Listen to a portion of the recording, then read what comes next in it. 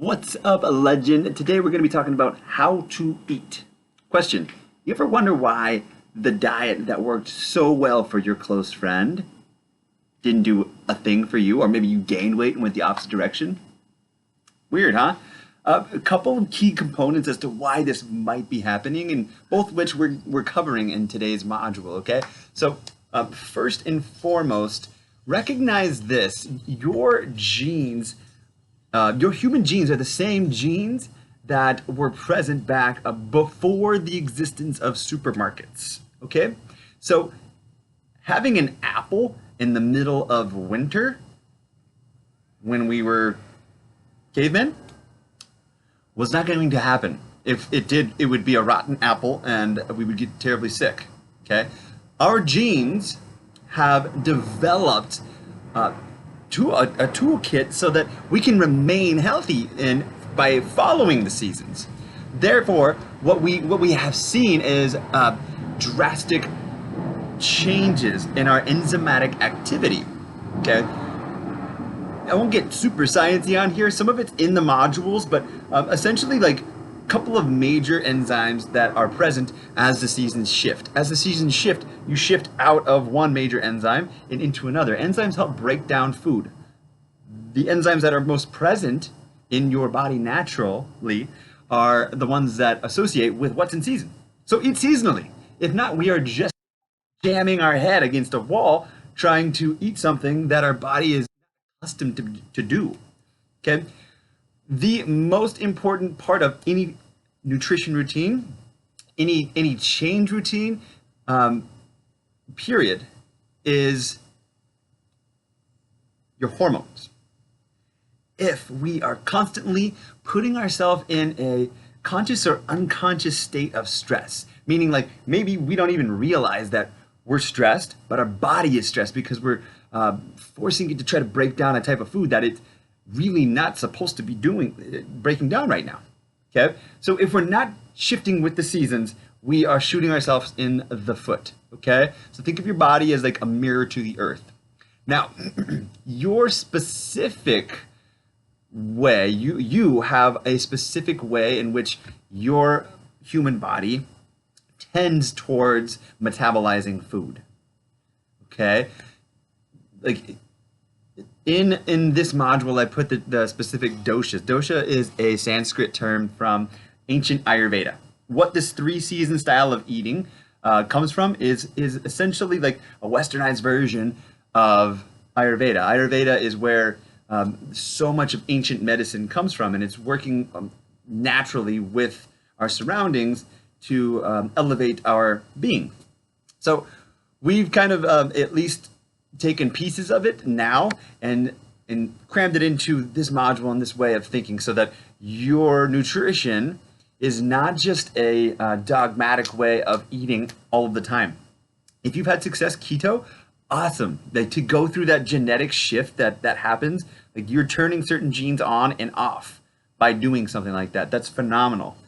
If you are sticking to a ketone diet all the time though, we're putting excess stress in our body, and pretty soon if we don't plateau, we're still going to start going the opposite direction. So change with the seasons. A great time for like a keto diet which is high fat, high protein would be in the season of keto, which is more like the kapha season, which you're going to understand a little bit more by going through this week's module, okay? There's a quiz on here as well that will help you determine what dosha you are primarily.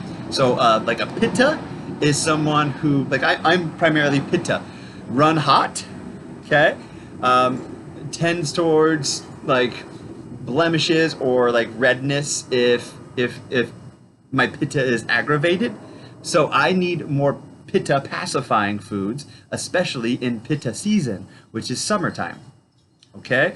So kapha, think of like kapha is slow and methodical, kind of oozy, gooey. What season is that most present? As the ice is melting in late winter, early spring. Sludgy, kind of tumultuous. So what would be pacifying if you were moving slow and you wanted to balance yourself back out? Maybe add some heat, add some flavor, okay? And then if you have kapha tendencies already, then all year long you want to start to find a way to kind of keep that in check and balance it out. You're not going to naturally want that. A pitta naturally wants hot foods, and like I used to get ulcers because I would put so much hot shit on my food, and I'm already running hot. So for a kapha person, opposite is true. We tend towards slower things. So it will take some time to find like new foods that maybe balance out your kapha and pull you out of that slow, sludgy, methodical kind of way of being. But it's super important, especially during kapha season. The last one is vata. Vata is our kind of dry, airy, ethereal. And you might even, like, as we're going through these, you might even start to think about who in your life is Pitta Vata profile, Kapha profile, Pitta profile, and that will help kind of like create a bit of an anchor or a pillar for you so that you can have a better sense of what season it is and how the earth is a mirror to the human.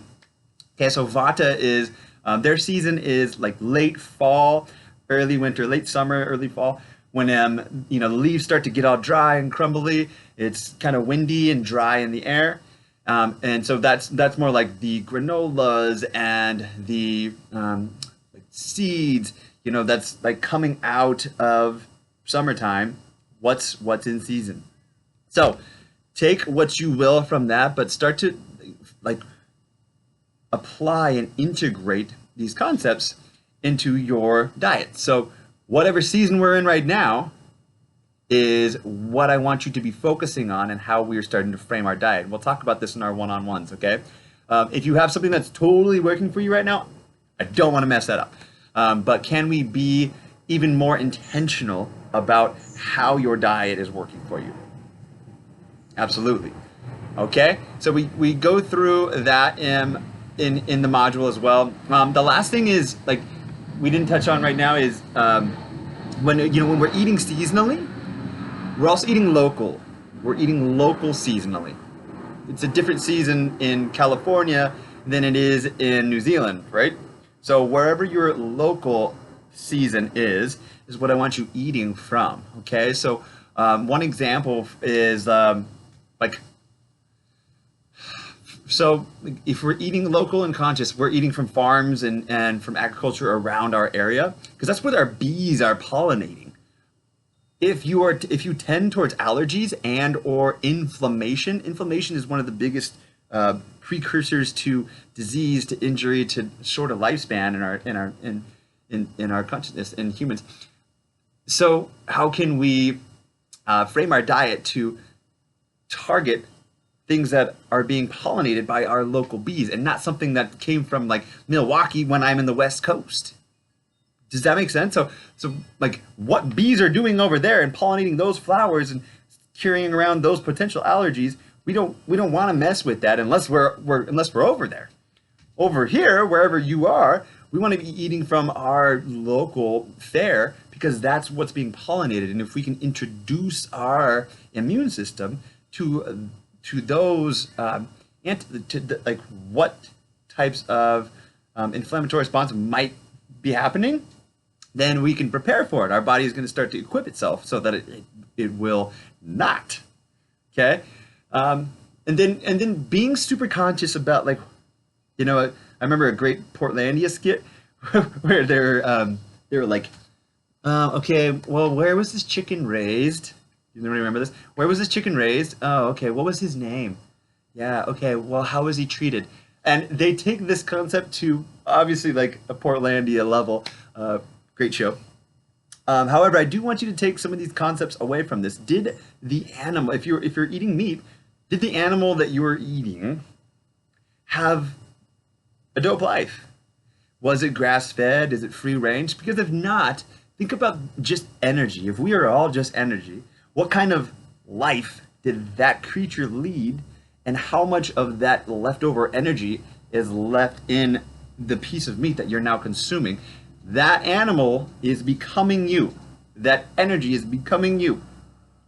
So for me, like for my family, we pick out a steer every year from a close friend's ranch in this beautiful part outside of Tahoe that we know, like, as a family, we're all going to be eating that same meat.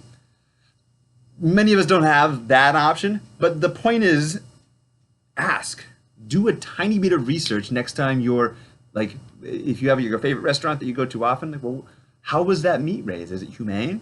Did they live a good life? Because if not, then you're consistently bringing your own frequency down because the leftover energy that you're consuming is shifting and changing you.